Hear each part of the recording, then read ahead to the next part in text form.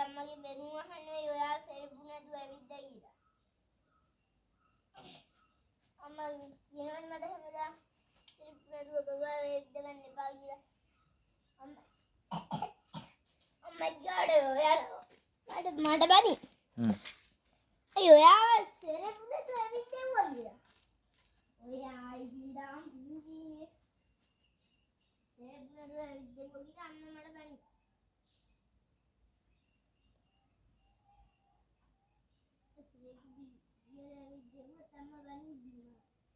बाबा तन्ने विद्यार्थी बाबा अविदिनोने किव්වා කියලා තමයි කියන්නේ.